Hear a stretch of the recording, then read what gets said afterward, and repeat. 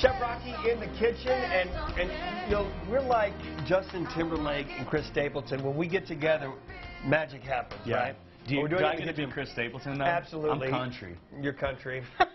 I'm nowhere even close to being Justin Timberlake. Let's be honest, that is a stretch. But we've got good things going on here. Tell me about it. Yeah, speaking of country, we're actually going to barbecue a little bit today. So it's a well-known fact that that peaches in the summertime, great barbecue food.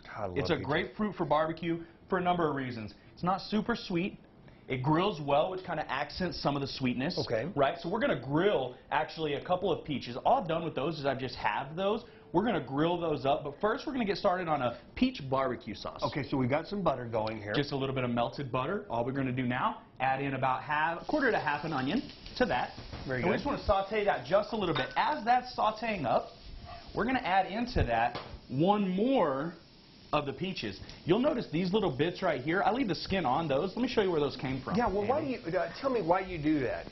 So on this end of our halved peaches, I actually cut a small sliver off the end of it. That's because when we get ready to plate our stuffed peaches, it's going to lay flat. What that's also going to do is give us a cool little bit of texture in our barbecue sauce, but not too much. So the other peach that's in there, obviously, we skinned. Okay.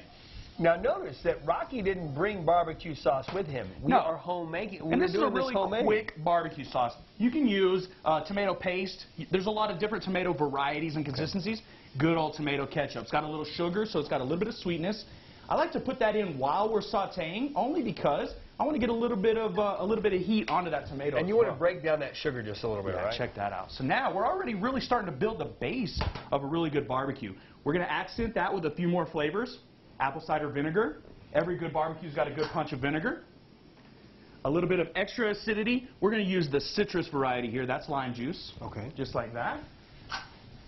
Smell how acidic that gets? Right? Just like automatically it's there.